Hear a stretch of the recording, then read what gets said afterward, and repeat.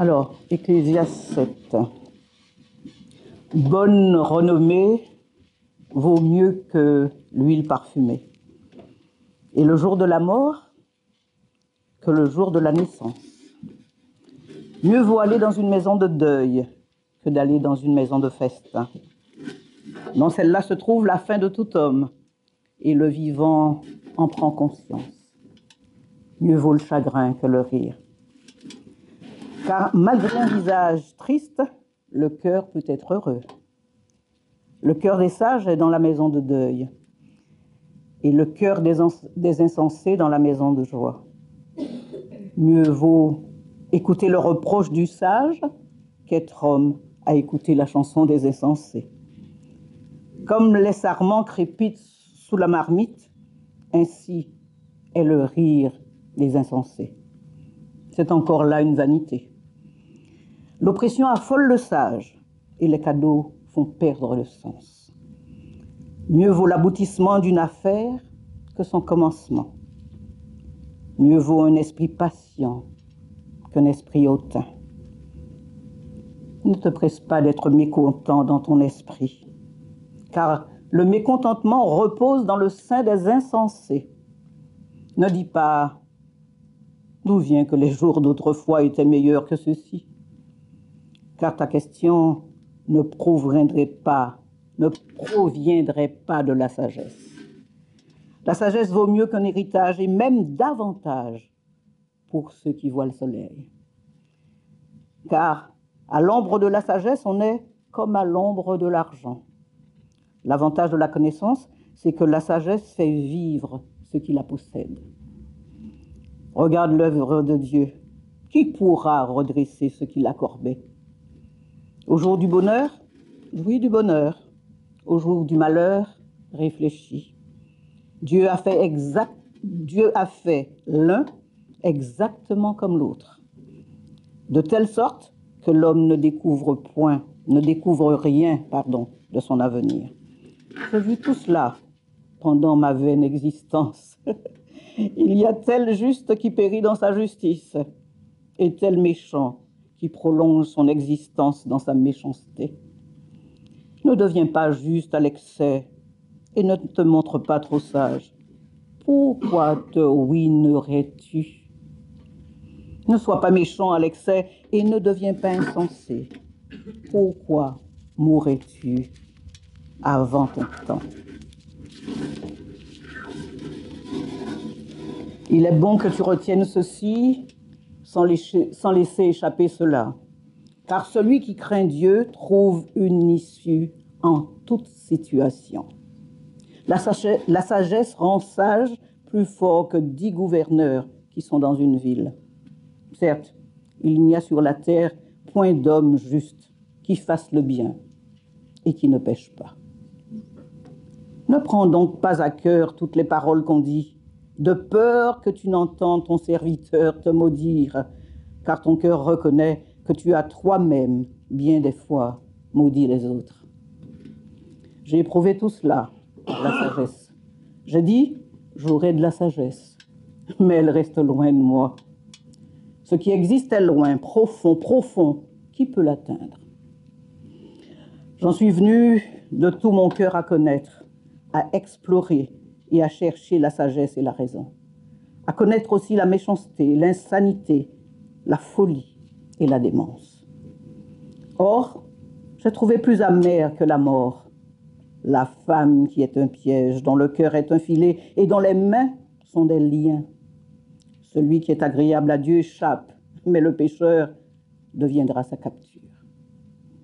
Voilà ce que j'ai trouvé, dit Ecclésiaste, en examinant les choses, une à une, pour en trouver la raison. Voici ce que mon âme cherche encore, et que je n'ai pas trouvé. J'ai trouvé un homme entre 1000, mais une femme entre elles toutes, je ne l'ai pas trouvé. Seulement, voici ce que j'ai trouvé. C'est que Dieu a fait des hommes droits, mais ils ont cherché bien les subtilités. Quels sont les principes de base qui conduisent votre comportement? Et à partir de quoi est-ce que vous prenez vos décisions? c'est le genre de questions qu'on ne se pose pas forcément dans ces termes-là, mais qu'on aborde constamment dans notre vie, notre quotidien, nos relations, notre travail, nos projets personnels, notre situation, notre choix aussi, comme on le voit dans ce texte, du bien et du mal, et de notre désir de changer les choses, ou en tout cas d'avancer dans ce monde en traçant notre route. Il faut reconnaître que nos sentiments d'impuissance sont nombreux, en tout cas pour ma part, c'est le cas. Nos frustrations, nos sentiments de manquer de sagesse, notre sentiment que être trop sûr de soi, on sait que c'est pas bon, même si on sait qu'il faut quand même prendre des décisions dans la vie, puis que de l'autre côté, quand on n'est pas assez sûr de soi, on n'arrive à aucune décision du tout, donc c'est pas bon non plus, mais c'est compliqué de mettre le curseur au bon endroit. On navigue sans cesse entre des écueils. J'ai l'impression que l'Ecclésiaste, là, dans sa manière de présenter la vie, du merci réaliste, il ne s'excuse pas de présenter la vie dans sa complexité, et ça nous fait du bien. En fait, on a besoin d'une parole qui nous rende compte de la vie dans sa complexité, pour nous rappeler, avec vérité, que nous ne sommes pas comme les bisounours sur un nuage en train de colorier l'arc-en-ciel de toutes les couleurs. On navigue sans cesse entre des écueils. On peut se donner l'impression qu'on maîtrise, on peut le faire croire aux autres, mais personne n'échappe à la vanité, dit l'Ecclésiaste. On sort, comme Brian disait, on sort de la première grande partie de l'Ecclésiaste avec le chapitre 6 qu'on a vu avec toi la semaine dernière. C'est pas mal tout un travail de table rase. Tous nos repères sont relativisés dans ce que l'Ecclésiaste nous dit. C'est pas qu'ils sont mauvais en soi, mais c'est qu'ils ne servent pas de repères si stables que cela pour construire notre vie. Vanité des vanités, dit l'Ecclésiaste, tout est vanité. C'est un mot qu'on peut rendre par peut-être vapeur, certainement pas par l'absence de signification, comme le disent certaines versions. L'idée de vanité, c'est plutôt cette inconsistance. C'est pas que les choses n'ont pas de signification, c'est que c'est difficile d'avoir une signification sur laquelle se reposer pour construire notre vie, prendre nos décisions. C'est dur d'être sage dans ce monde-là, dans la condition qui est la nôtre, d'avoir les bonnes informations pour savoir prendre les bonnes décisions au bon moment, qui auront les bons effets, le rêve. Mais en fait, ça ne se passe pas comme ça. Ça se passe pas toujours comme ça. Et quand ça se passe enfin, ça reste pas beaucoup. C'est dur d'être sage dans la condition qui est la nôtre, et même d'une manière absolue, c'est impossible. Parce que, comme le disait très bien Johan, merci pour ce temps de première partie, nous avons cherché à être sages sans Dieu.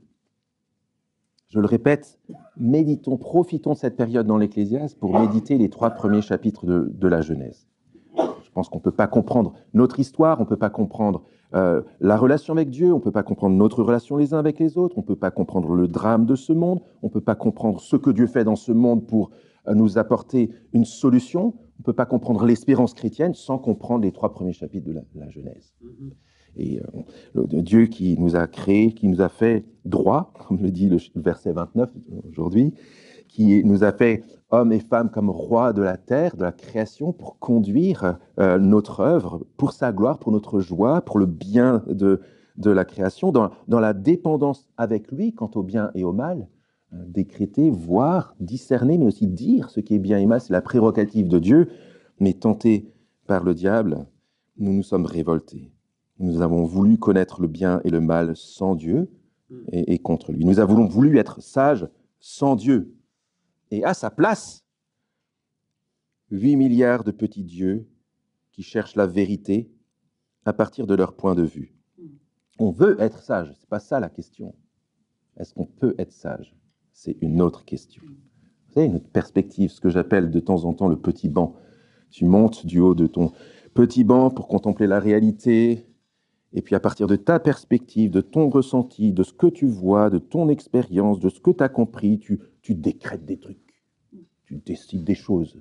Et puis le plus le contexte actuel est subjectif et individualiste, le plus tu te donnes l'impression que tu es le roi du monde, quoi. Que tu vas choisir, que tu vas être le sage qu'on devrait écouter, en tout cas celui qui prend des bonnes décisions. L'Ecclésiaste nous arrête et nous aide à supposer le poids des conséquences de notre révolte, cette folie sur notre condition, sur toute notre réalité, sur le quotidien.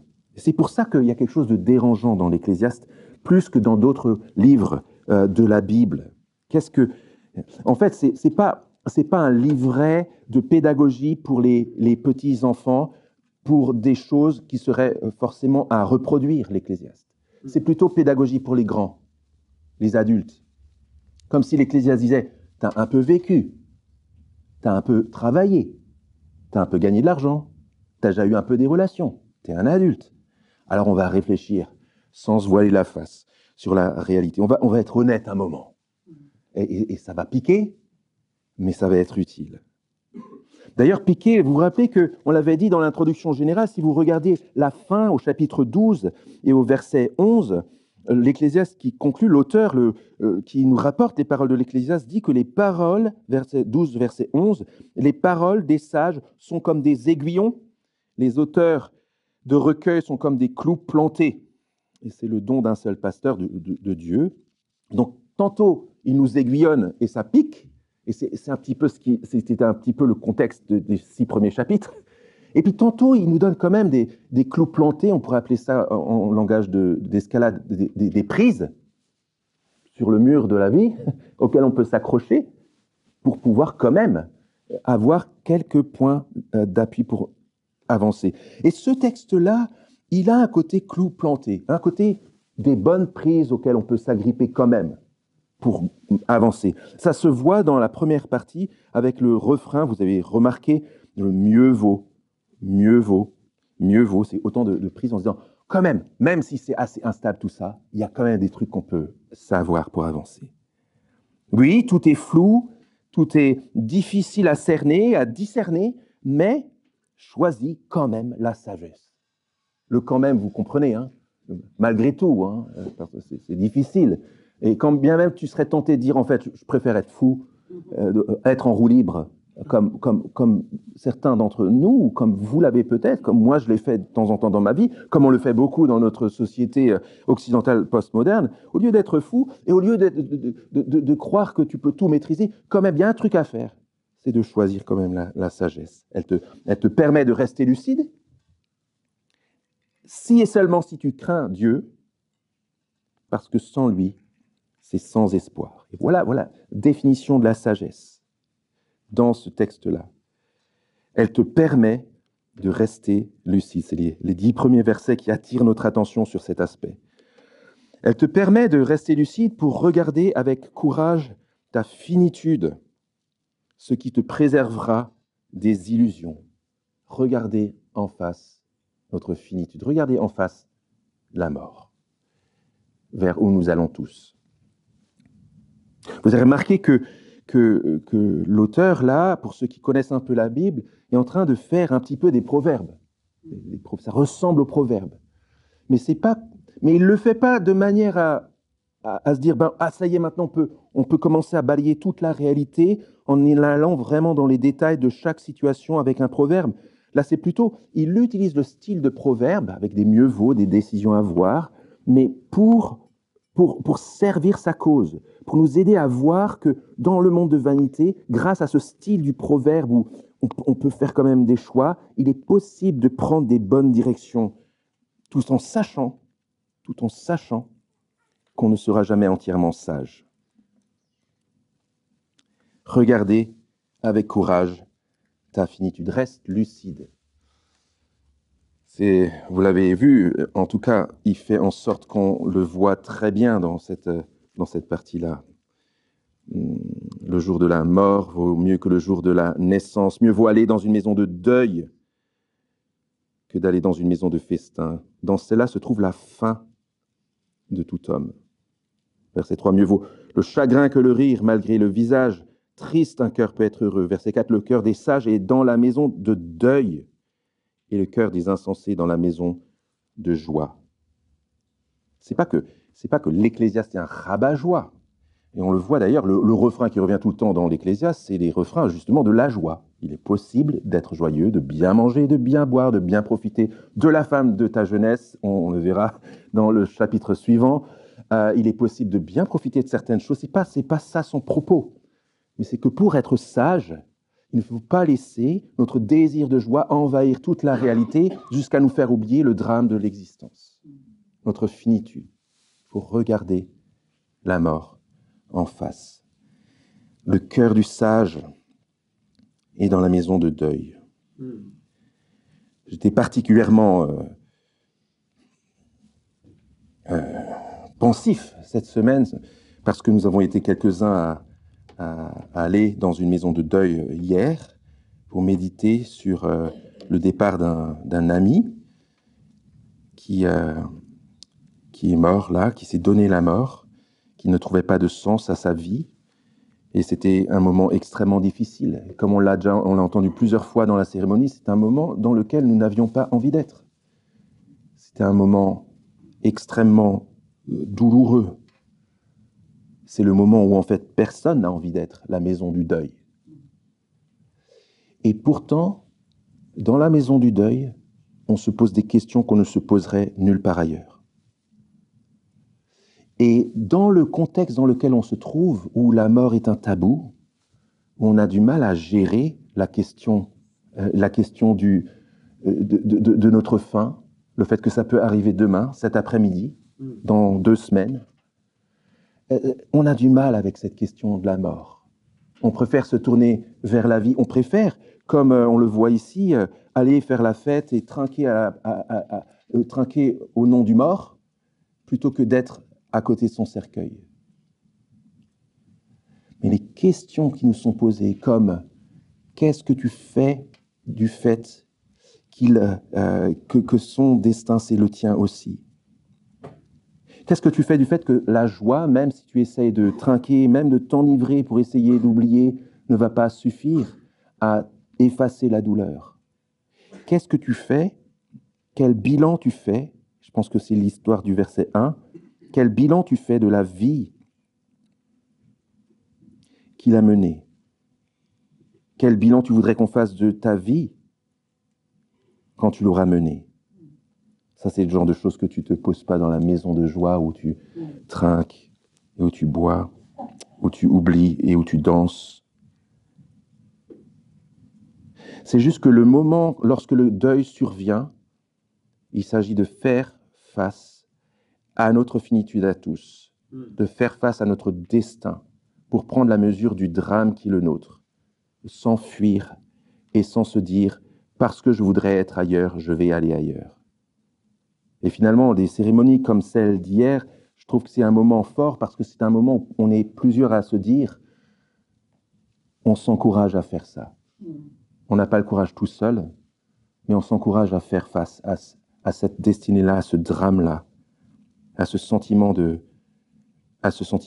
d'évanescence, à le titre qu'on a donné à cette série, Tout ça pour ça. La sagesse te permet de rester lucide parce qu'elle te permet de regarder avec courage la mort en face. C'est exactement ce que faisaient certains sages de l'Antiquité, notamment certains généraux qui demandaient à un esclave de se mettre dans leur char lorsqu'ils avançaient dans un cortège de triomphe après une grande victoire, où l'esclave leur était chargé de leur dire « Memento mori, memento mori ». Souviens-toi que tu vas mourir. Donc la gloire que tu as là, ça va partir. C'est le sens aussi, je pense, des danses macabres du Moyen-Âge. Je n'ai pas mis d'image, c'est macabre, on aurait pu. L'idée que le fait que la mort fasse partie de la vie, c'est quelque chose d'important, c'est quelque chose d'essentiel pour être sage.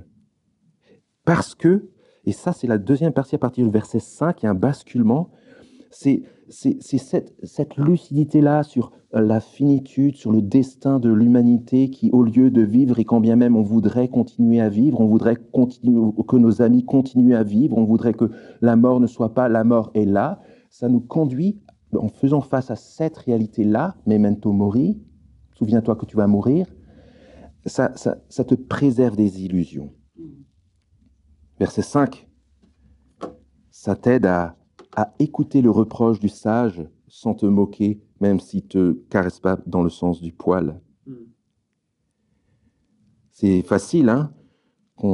C'est ça la chanson des insensés, je pense. On te dit Brian, si grand, si beau, si sage, Léolin, si expert comptable. Tu vois, la chanson des insensés qui nous casse que dans le sens du poil et qui chante nos louanges et qui nous empêche en fait de voir la réalité de qui on est, quand bien même on serait content de notre travail. Mieux vaut écouter le reproche du sage. Ça nous permet, lorsqu'on a en face de nous la fin de toute chose, ça nous permet de prendre au sérieux même les paroles difficiles. Mais si on oublie, si, comme dans l'enterrement d'un ami à Laurence et à moi il y a quelques années, on met un enregistrement où on siffle, il était complètement athée, c'était une cérémonie athée, et pendant la cérémonie, c'était des diapos qui passaient avec que de la joie, et c'était ça la musique. C'était inapproprié, en fait, par rapport au drame qui était en train de se passer là, par rapport à la maman et aux 3 garçons qui pleuraient. Mais cette prise de conscience-là conduit à se dire, OK, maintenant moi je suis encore en vie, j'ai pris conscience que ça pouvait s'arrêter bientôt, comment je vais être sage en attendant? Eh bien, être sage en attendant, c'est pas écouter les flatteries de la chanson des insensés, c'est savoir écouter même les paroles qui dérangent. Est-ce que vous avez des gens autour de vous qui savent avoir des vrais amis, qui savent avoir des paroles qui dérangent, qui ne vous caressent pas systématiquement dans le sens du poil? C'est peut-être dans votre couple, hein, dans vos amitiés. C'est peut-être dans votre groupe de semaine. Tu vois, que ça ne soit pas comme Yves Montand avec Louis de Funès dans La Folie et Grandeur. Monsieur est beau. Qu'on ait quelqu'un d'autre qui nous dise vraiment les choses. Et on continue. On pourrait méditer plus longtemps, et c'est le principe du système proverbe. C'est que ça serait comme on passe une semaine sur un verset. Mais il faudrait qu'on continue un petit peu quand même. On n'a pas l'occasion de passer une semaine sur chaque verset, mais continuons à voir la logique. Prenant conscience de notre finitude, qu'est-ce que ça nous conduit à voir? Comment ça nous aide à ne pas perdre dans des illusions? Verset 7, l'oppression affole le sage et les cadeaux font perdre le sens. C'est un verset très important parce que c'est le rappel, on le voit dans la vie de Salomon, le roi hyper sage, c'est que même les plus sages sont exposés en cas d'oppression ou en cas de tentation et de cadeau de perdre la boule. Peut-être ça vous est déjà arrivé, après avoir pris une tellement bonne décision, d'en prendre une folle juste après. Peut-être que dans des situations où vous avez pris une décision déterminée pour Dieu le dimanche, 2 jours après le mardi, vous avez été tellement sous pression, sous de la moquerie ou du mépris, ou peut-être juste professionnel ou relationnel, que vous avez perdu la boule et que votre réaction était tout sauf sage. L'oppression affole le sage, rend folle le sage. Peut-être que lorsque vous avez trop dit oui à des compliments ou peut-être même à des cadeaux, comme le dit ici l'auteur, vous vous êtes dit, en fait, si le salaire immédiat, ce serait d'avoir un petit peu plus dans ma poche ou un petit peu plus dans mon confort, peut-être que je vais relativiser ma sagesse. Ça te permet d'être lucide, cette finitude-là de ta mort, ça te permet d'être lucide sur l'exercice de ta sagesse maintenant. Ta sagesse, tu veux quand même l'utiliser, mais tu es conscient de cette fragilité. Aussi fragile que ta vie pour la mort, aussi fragile ta sagesse lorsque tu l'exerces. Il suffit de l'oppression, il suffit des cadeaux, il suffit de flatterie pour que ça parte. C'est un peu le quand même de notre titre. Il faut quand même le faire, mais sois lucide. Sois lucide sur tes capacités de sagesse. On continue avec la suite. Et je vais le lire d'une traite de 8 à 10, parce que je pense que c'est le rapport au temps et à la maîtrise de ce qu'on fait dans le temps. Mieux vaut l'aboutissement d'une affaire que son commencement, si tu vas mourir. Mieux vaut un esprit patient qu'un esprit hautain. Ne te presse pas d'être mécontent dans ton esprit, car le mécontentement repose dans le sein des insensés. Ne dis pas d'où viennent les jours d'autrefois, d'où vient que les jours d'autrefois étaient meilleurs que ceux-ci, car ta question ne proviendra pas de la sagesse. Si tu prends conscience de ta mort à la fin, tu es lucide sur le fait que tu es déjà content d'avoir accompli des choses maintenant. et que tu as peur, en fait, que tu te dis, tu as de la crainte et tu as de l'humilité pour te dire, j'entame une nouvelle activité, un nouveau projet, j'ai une nouvelle responsabilité, mais je ne sais pas ce qui va arriver, parce que la mort peut frapper. Alors, c'est pareil sur la question de la patience et de l'orgueil dans la deuxième partie du verset 8. Si on prend conscience de notre finitude et de notre fragilité dans le rapport à la mort, ça veut dire concrètement que notre vie va être marquée par la patience et qu'on ne va pas s'élever en disant « moi j'ai la maîtrise de tout et je sais que l'œuvre que je commence maintenant, je la terminerai, c'est sûr, à coup sûr, à la fin ». Ça, dit l'auteur, c'est une attitude, l'Ecclésiaste, c'est une attitude hautaine.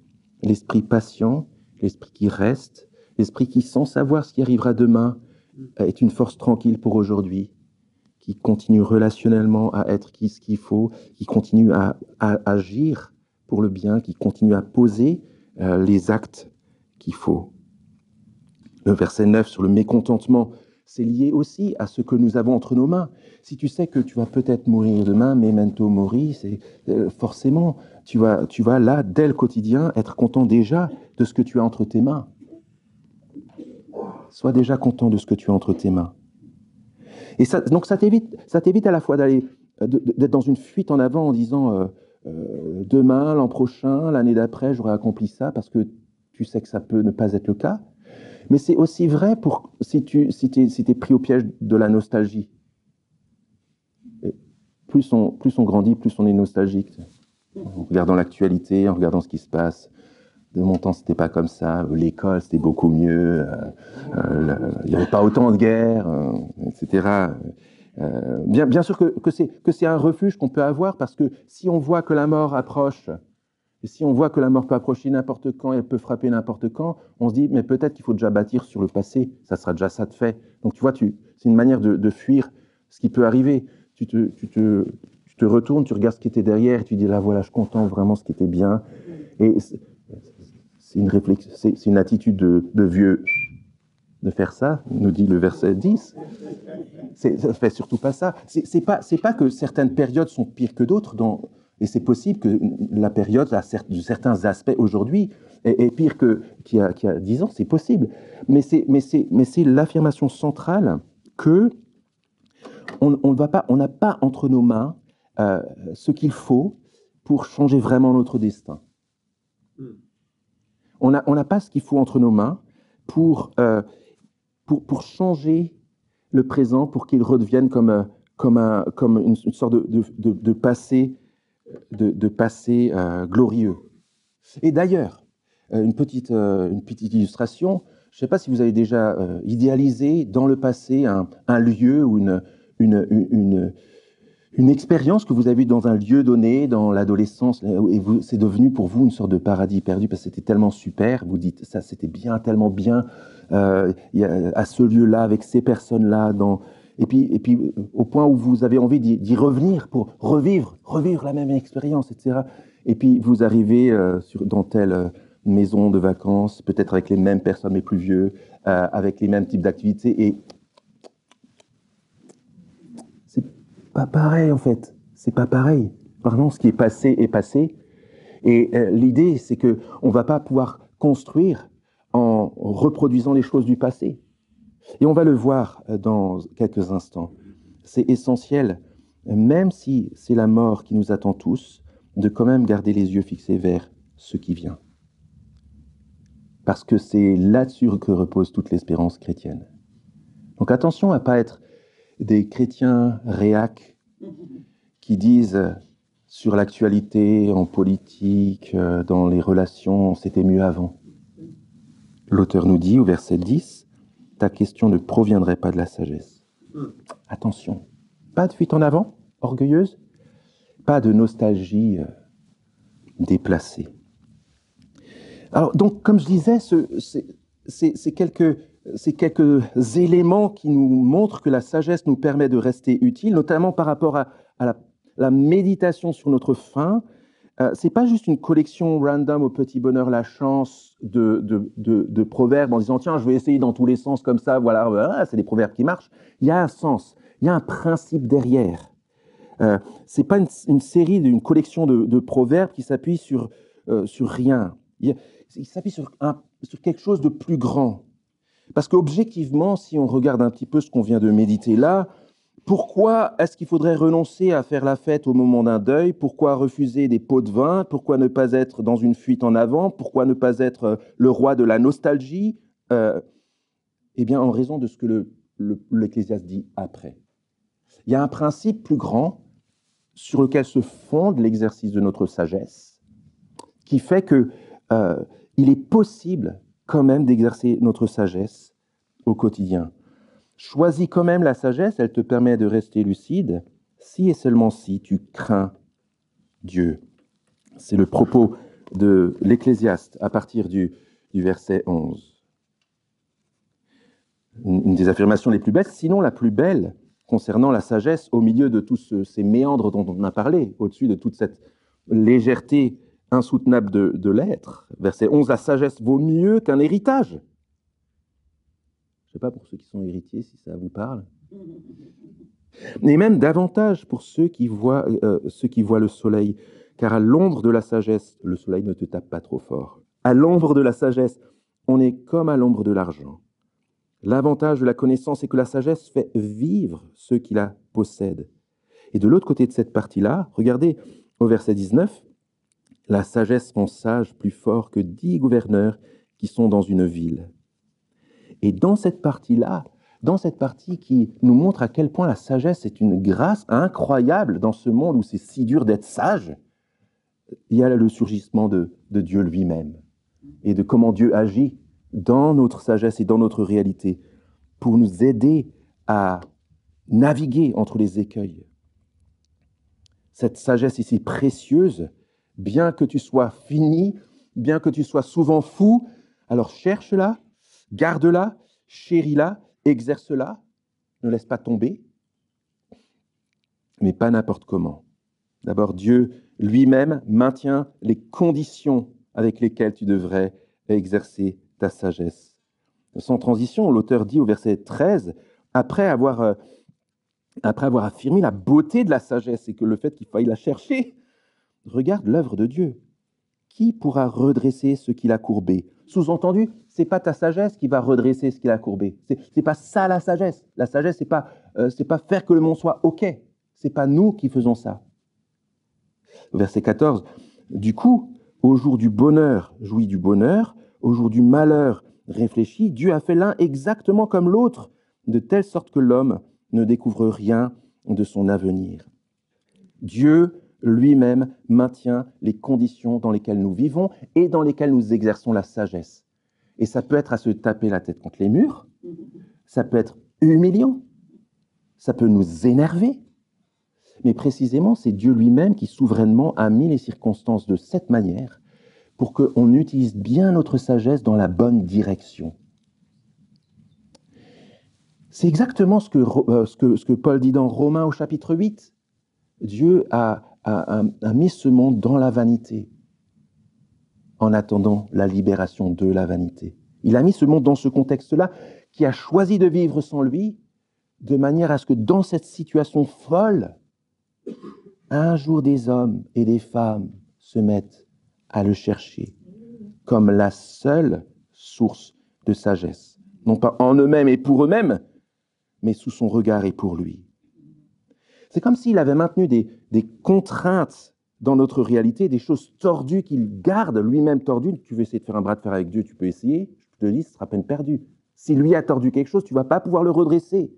Mais c'est comme s'il avait maintenu ça comme des teasers pour qu'on ne soit pas livré complètement à nous-mêmes et pour que face à ces écueils de vie, les choses que tu sais que tu n'arrives pas à résoudre, qui sont humiliantes pour toi, tu te dises, donc, je vois en face de moi mon incapacité, ma folie, mon besoin de son intervention pour m'en sortir. Ça ne veut pas dire qu'on n'est pas responsable, ça veut dire qu'il faut exercer sa responsabilité dans la crainte du Seigneur. Ça veut dire en le mettant à la première place. Ça veut dire qu'au lieu de se demander de s'adonner complètement à la sagesse en disant « je suis sage » ou « je suis juste » ou peu importe, je m'en fiche, je suis méchant si j'ai envie. La clé essentielle, c'est de craindre l'Éternel et de chercher sa face et de chercher ce qui lui plaît. Et je pense que c'est le sens de ce que l'Ecclésiaste dit sans transition. De nouveau, il y a un petit chapitre là en gras dans nos versions, mais je pense que c'est la suite. J'ai vu tout cela pendant ma vaine existence, dit-il au verset 15. Il y a tel juste qui périt dans sa justice et tel méchant qui prolonge son existence dans sa méchanceté. Sous-entendu, si tu crois que le levier que tu actionnes dans ton attitude va donner au bout de la chaîne ce que tu avais attendu, tu te trompes. C'est pas comme ça que ça fonctionne. Si tu crois que par ta justice ultra juste, tu vas changer le cours de l'existence, c'est pas ça qui va se passer. Et si d'un autre côté, tu crois que tu peux t'adonner comme ça à la méchanceté, parce que si tu vois pas le résultat de ta justice dans cette vie-là, autant se donner complètement à la méchanceté, à l'injustice, peu importe. Ben non, justement pas. Parce que tout se passe sous le regard de celui qui est souverain, de celui qui a mis ce monde sous son autorité dans la vanité, qui a courbé les choses pour les garder courbées, pas pour qu'on croie qu'on peut les détordre et les redresser, mais pour qu'on crie à lui, qu'on dépende de lui. Et je pense que c'est vraiment dans ce sens-là qu'il dit cette chose suivante, et peut-être que vous avez déjà été dans ces circonstances-là, versets 16 et 17. 1.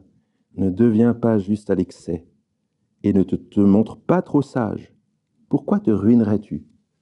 Toi, toutes ces fois où on est plus royaliste que le roi, où on est juste, c'est un petit peu la logique du rapporteur à l'école. Un maître, il a triché.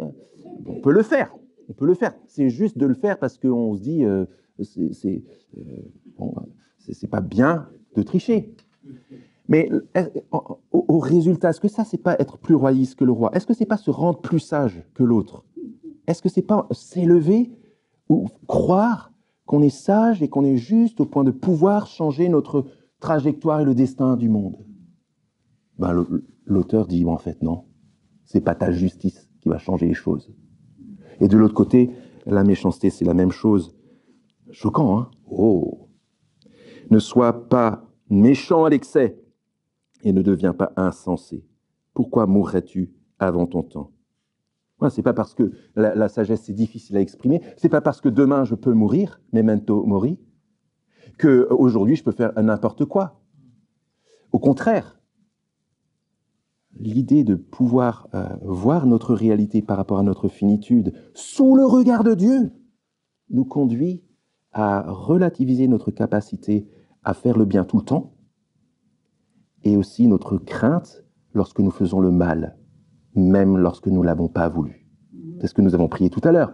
Pardonne-nous le mal que nous avons fait et le bien que nous avons omis de faire. Et la solution, nous l'avons au verset 18. On est d'accord que les versets 15 à 17 sont difficiles à entendre, contre-intuitifs, pas très chrétiens évangéliques. Mais attention à ne pas nous justifier nous-mêmes dans notre propre perception des choses et dans notre propre accomplissement de ce que nous sommes capables. Parce que regardez le verset 18, il est bon que tu retiennes ceci sans laisser échapper cela, ce que je viens de dire, car celui qui craint Dieu trouve une issue dans toutes les situations. La clé de la sagesse, c'est pas d'être juste et sage par moi-même à l'excès en pensant que je vais pouvoir détordre ce qui est tordu. C'est pas de me laisser aller à la méchanceté en disant peu importe de toute façon le résultat, je le maîtrise pas. C'est de craindre le Seigneur, de chercher ce qui lui plaît. Vous savez les dilemmes de vie, vous avez déjà eu des dilemmes de vie? Vous êtes à la croisée, il y a 3 branches et vous savez pas à droite ou à gauche s'il faut aller à droite ou à gauche. Et en fait, pour être honnête, la volonté de Dieu, c'est pas d'aller à droite et à gauche, tu désobéis. Grosso modo, tu as des dilemmes, des trucs bien, des trucs pas bien, à droite, à gauche, tu sais pas. La sagesse pour choisir, ça va être quoi? Ça va être de faire un choix responsable, avec la petite sagesse qui est entre nos mains, mais en cherchant à craindre le Seigneur, en cherchant à choisir ce qui lui plaît. À quoi ça peut ressembler en priant? Peut-être que vous l'avez déjà prié, ça. En Église, on est en train de se poser des questions sur la phase de croissance dans laquelle on est. On va en parler cet après-midi avec les anciens. On veut passer une période où on veut faire ça. Seigneur, on sait pas trop, on voit des choses. sont encourageantes. À droite, à gauche, et pas te désobéir à droite, t'obéir à gauche. On manque de sagesse, mais donne-nous de prendre des décisions individuellement, collectivement, qui te plaisent et qui manifestent en nous notre désir de te craindre, de te révérer, d'être tourné exclusivement vers toi, ce qui te plaît, vers ton royaume, et pas notre royaume et notre confort. Je vais relire ce verset 18b, je le trouve génial. Celui qui craint Dieu trouve une issue dans toute situation. On va s'arrêter là, je n'ai pas le temps de développer plus loin, mais je vais juste survoler rapidement parce qu'il y a un passage qui a l'air sexiste, mais qui n'est pas sexiste et que je pense qu'il faut qu'on... Salut Hélène. De toute façon, elle ne m'aurait pas loupé si je n'avais pas abordé ce sujet. On a l'essentiel, je pense, parce que dans la logique de l'Ecclésiaste, choisis quand même la sagesse, elle te permet de rester lucide, et si et seulement si tu crains Dieu, parce que sans lui, c'est sans espoir. C'est, je pense, la teneur de tout ce passage. Et la clé, c'est le verset 29, c'est que Dieu a créé les hommes droits et ils ont cherché bien des subtilités, et tout part du verset 20. Il n'y a sur la terre point d'homme juste qui fasse le bien et qui ne pêche pas. Si on croit qu'on peut être sage sans Dieu, on va droit dans le mur. Si on croit qu'on peut vivre et avoir la sagesse sans lui, on est dans le désespoir du verset 23. La sagesse, ce péché rôde sans cesse autour de toi, cette sagesse reste finalement si loin de toi. Et puis finalement, je suis seul et si seul. Voyez le désespoir qui ressort de ce texte-là. Sans Dieu, c'est sans espoir, parce que nous sommes environnés du péché, de notre volonté de faire notre vie sans Dieu. Ce qui fait que la sagesse reste si loin et que nos alter-ego que Dieu nous a donnés pour accomplir notre œuvre de sagesse, notre mission, ne sont pas disponibles. Est-ce que je suis un bon ami? Est-ce que je suis l'ami de 1 pour 1000? Pas sûr. Est-ce que vraiment je peux retrouver en Laurence, ma femme, la femme de Genèse 2, 24, celle qui est parfaitement mon vis-à-vis, celle qui sera sans péché, droite à tous égards? Elle peut m'aider à faire ça, mais elle ne sera jamais cette aide parfaite. La femme que Dieu a donnée à l'homme pour accomplir avec sagesse sa mission dans le monde n'est plus accessible dans ce monde. C'est plus possible. Tu peux peut-être trouver un ami si tu veux, peut-être. 1 pour 1000, c'est pas très flatteur pour les gars non plus. Hein. Tu peux essayer de bâtir ta vie en te disant, une fois que je serai marié, j'aurai le vis-à-vis parfait. L'Ecclésiaste me dit non, moi j'ai pas trouvé. D'ailleurs, j'ai multiplié les femmes, beaucoup. Et je te dis, après 900 concubines, en fait, j'ai pas trouvé. Et c'est la même chose lorsqu'on construit notre vie en tant que femme, en imaginant qu'on va avoir le vis-à-vis parfait lorsqu'on va se marier, par exemple. En fait, n'importe qui dans cette salle qui est marié pourra vous dire ce que je vais vous dire là. C'est que vous ne trouverez pas la femme qui soit votre vis-à-vis, cher mari. Et vous ne trouverez pas l'homme qui soit votre vis-à-vis pour la mission que Dieu vous donne de conduire avec sagesse, parce que nous sommes pécheurs. Et parce que nous pouvons tendre vers la sagesse. Mais sans Dieu, c'est sans espoir. Et c'est ça la réalité. Donc c'est pas qu'il n'existe pas des femmes, c'est que chaque femme dans ce monde est touchée par le mal. Et que quand bien même chaque homme devrait attendre de sa femme l'aide pour être sage, en fait, elle peut même être une séductrice qui le détruit. Donc c'est pas ici, le propos ici, c'est pas que toute femme est séductrice, c'est pas ça le propos. C'est que à l'endroit même où cette séduction dans le couple devrait conduire à une équipe qui travaille avec sagesse dans la mission qui leur est confiée, en fait, la séduction de la femme le conduit à être centré sur elle, sur son nombril, sur ses besoins, sur son confort, sur sa mission, sur sa jouissance, sur elle-même. Et là, t'oublies tout. tu oublies qui tu es, tu oublies ce que c'est être sage, tu oublies ce que c'est le royaume de Dieu, tu oublies ce qui est important, tu oublies ce qui est urgent. Tu es tout tourné vers celle qui te séduit au lieu de venir être ton vis-à-vis sage pour l'accomplissement de la belle mission de Dieu. C'est humiliant. Mais ce n'est pas humiliant juste pour les femmes, c'est humiliant pour tout le monde. Pas même un seul qui est juste. C'est pourquoi la vraie sagesse, ce n'est pas d'exercer la justice sans Dieu comme ça dans le vide, c'est d'exercer la sagesse comme on le peut sous la crainte de Dieu. Évidemment, ça me conduit à une citation, et je vais prier sur cette base-là. Christ, le Fils de Dieu, c'est peut-être l'homme unique dont nous parle ce texte. Dieu a voulu qu'un homme vienne dans la création, sous la vanité, sage, parmi les sages, sagesse de Dieu, parole de Dieu, perfection de Dieu. Jamais une parole de travers, jamais un acte de travers, toujours présent comme il faut. C'est Christ que nous annonçons, dit Paul, c'est notre devise à l'église Saint-Lazare, en annonçant tout homme et en instruisant tout homme en toute sagesse, afin de rendre tout homme parfait en Christ. Qu'est-ce que Dieu a fait avec notre fin, notre finitude, la mort? Il a vaincu. L'homme parfait. Qu'est-ce que Dieu a fait lorsqu'il rentrait dans la chambre d'une petite fille qui était morte depuis quelques heures? Il la relève. Qu'est-ce que Jésus a fait pour ce péché qui nous détruit, qui nous pousse sans arrêt à construire notre vie, notre sagesse sans Dieu? Il l'a cloué sur la croix. Il a détruite toutes nos velléités d'indépendance destructrice. Il l'a cloué sur la croix. Appartenir à Dieu et être sage dans ce monde, c'est donc vivre dans la crainte du Seigneur et dans la confiance dans son Fils, qui a vaincu le péché, qui a vaincu la mort. Ce qui veut dire que, en Christ, le verset 3 peut s'accomplir.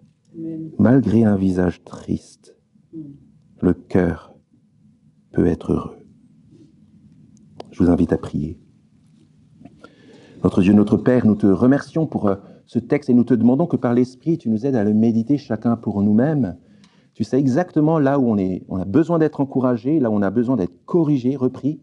Nous voulons te remercier, Seigneur, parce que tout cela, nous le faisons dans le contexte sécurisé de Jésus, ton Fils, ta sagesse éternelle, qui est l'homme par lequel nous pouvons nous délecter d'être sages, de poser des actes justes et bons qui vont durer, non pas parce que nous sommes capables de le faire tout seuls, mais parce que Christ en nous, c'est ta sagesse dans toutes les situations. Nous voulons te demander, Seigneur, que tu nous aides à dépendre de lui, à lui faire confiance, à continuer à être une église qui, dans des circonstances dans lesquelles on cherche la sagesse, on ne se perde pas comme des poulets sans tête en train de courir partout, on soit en train d'être tourné vers Jésus ton Fils, en train de s'édifier sur Jésus ton Fils, pour pouvoir prendre les bonnes décisions, non pas pour notre gloire ou notre confort ou notre priorité, mais selon la priorité de ton royaume et pour ta seule gloire. Au nom de Jésus. Amen. Amen.